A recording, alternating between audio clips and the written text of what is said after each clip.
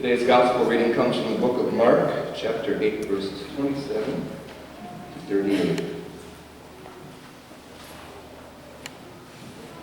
Jesus went on with his disciples to the villages of Caesarea Philippi, and on the way he asked his disciples, "Who do people say that I am?" And they answered him, "John the Baptist, and others Elijah, and still others one of the prophets." He asked them, "But who do you say that I am?" Peter answered him, "You are the Messiah." And he sternly ordered them not to tell anyone about him. Then he began to teach them that the Son of Man must undergo great suffering and be rejected by the elders, the chief priests, and the scribes, and be killed, and after 3 days rise again. He said all this quite openly, and Peter took him aside and began to rebuke him.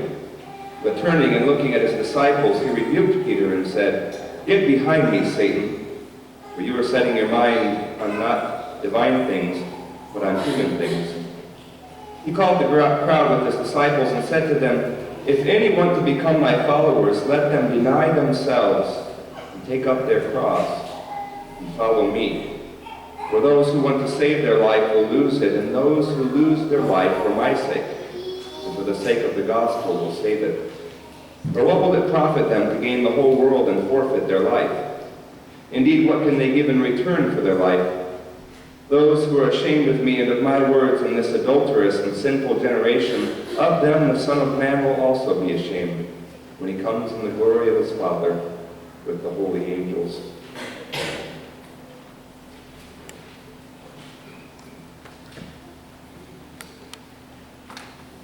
I read this story recently from Rachel Held Evans.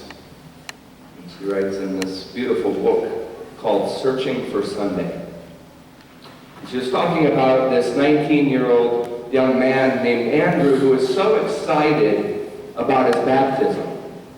He wanted everybody to come, even Rachel, who lived in Dayton, Tennessee, and he was all the way over in St. Louis. He wanted everybody to come and witness this baptism because it had been such a long time coming.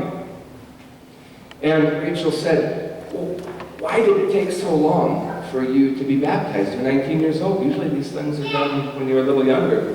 He said, "I know it's strange, especially considering that my father is a pastor. But see, my father always told me, as he told others, that I don't think you have exhibited yet the right fruits of the Spirit to be ready to be baptized. There's just too much sin in you. You're just not quite good enough yet to feel those waters of baptism." And so he waited, and he waited, feeling not quite good enough. And then, to make matters worse, as he got older and all of his friends, his male friends, started to notice girls, he started to notice boys. He knew that something wasn't right because that's just not the way things were done.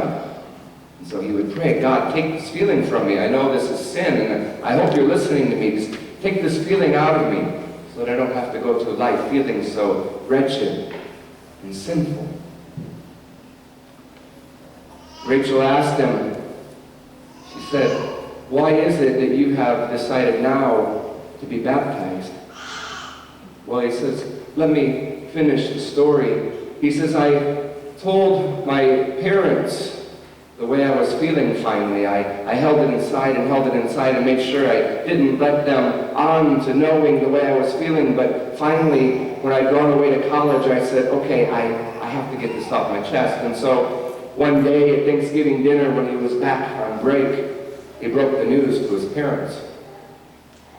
That was the last time he ever talked to his parents because his dad said he was going to hell. And he was done with them. And he took out his phone and he showed it to Rachel and he said, "You see this editorial? My father wrote it for the local newspaper, saying that same-sex marriage and affection is an abomination and such people are quote-unquote disgusting." So he wrote that the day after I came up to him. He was talking to him. And finally he found a church that would accept him. Finally, he found a church that would tell him, "You matter. You are good enough no matter how you feel, no matter where your heart is, no matter whom you fall in love with. You matter and you are good enough because baptism is something that is reserved for everybody. And nobody has any right to deny that to you. So he was so excited that he finally was going to get that experience that so many other people had had. Those who want to be my disciples, take up your cross and follow me. Follow me. I don't think it said follow the church.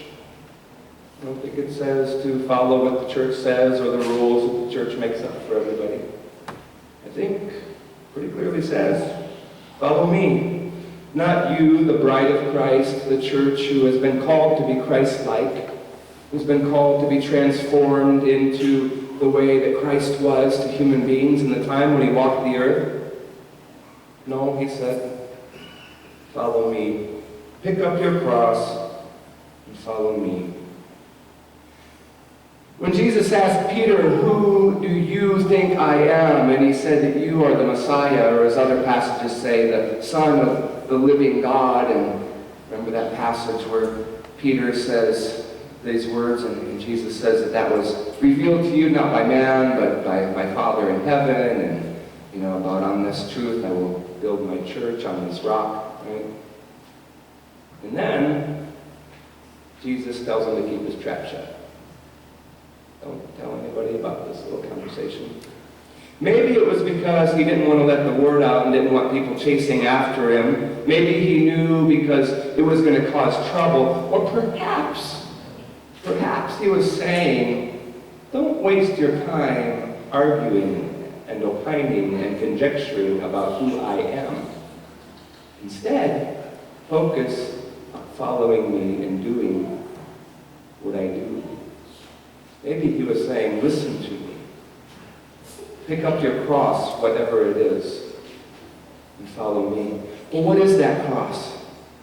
What is that cross that we all have to bear? Sometimes we hear people, and I think it's terrible theology, telling us that it is our job to suffer as Christians, and that makes us better people. I don't think so. I don't think that's necessarily healthy. We're going to suffer. And we have to embrace it, and we have to accept it, and we have to find some way to find serenity amidst the fact that we are going to suffer, but I don't think that we have to go out looking for it. Jesus went up on the cross for us. I don't think we have to go around looking for every cross we get nailed to.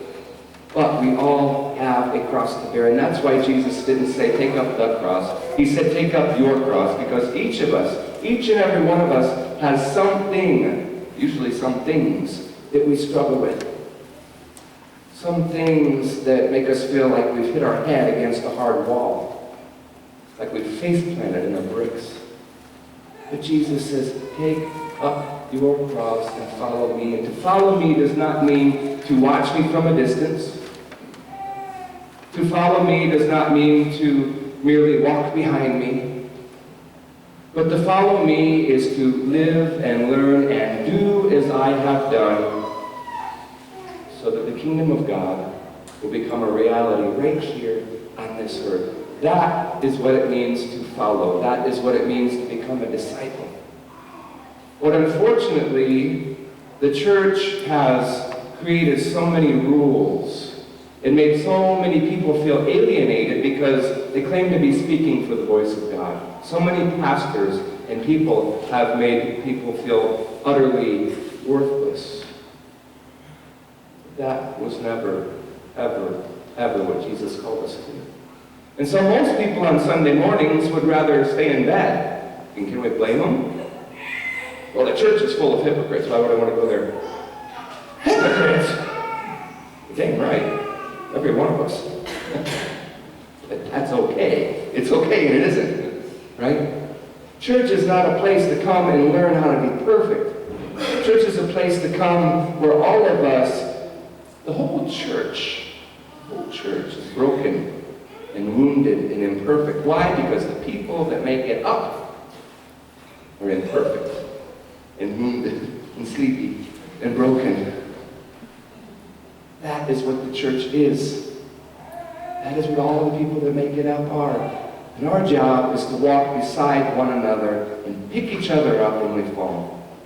Because we know there are going to be times when we have to wipe the dust off of our shirts, clean the blood off of our face, and reach down and pick one another up because we stumbled. Not because we were imperfect, not because we didn't meet the mark that was set by us by human beings who are over-righteous or pietous.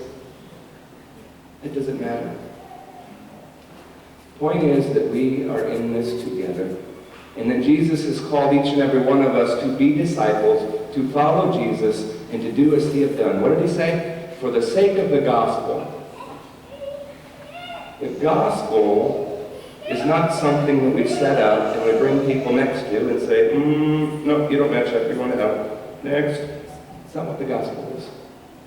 Jesus said that the gospel is good news, freedom for the oppressed, sight for the blind. It was justice.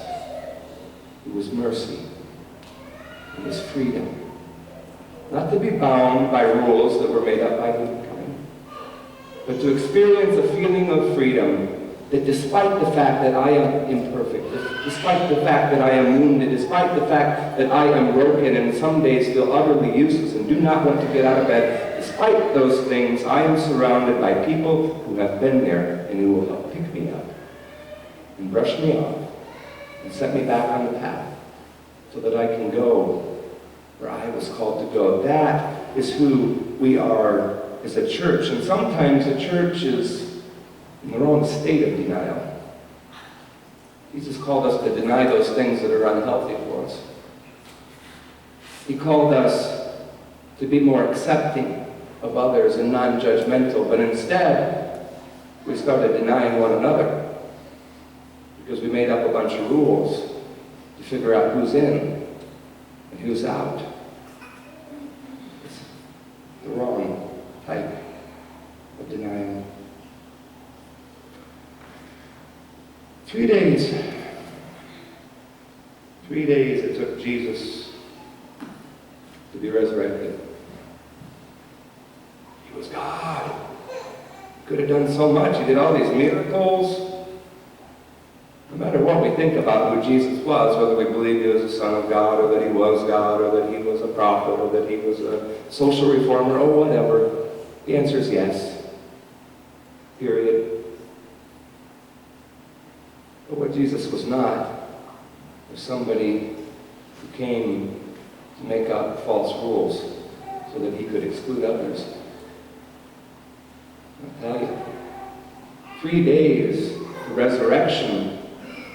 3 days. You would think that he could have just died and gotten back up and said, just kidding. That would have been hilarious. Can you imagine the faces of the Romans at that point? And the Jews, everybody gathered there. He's like, just kidding, I'm not dead yet. It'd be like a kind of a sick, twisted version of Monty Python. But it took 3 days. Why? Because in the Jewish tradition, 3 days is the time that it takes to reach completion. 3 days is the time that is needed for transformation. And we were baptized at one point with the reminder that we are baptized into the death of Christ and resurrected into the life of Christ. 3 days. You know what? The third day is never quite up for us because we're going to make mistakes. We're going to be broken. We're going to be wounded. And we have to look in the mirror every morning and tell ourselves and tell one another, you know what? That's okay. Because these kids need a church that will not exclude them for any purpose. That will tell them no matter what, you are welcome here, you are loved, and you are needed. The love of God is on you and in you, and we offer that peace, and we offer that love because that is what Jesus taught us, is what it means to be a disciple and to follow Jesus. Amen.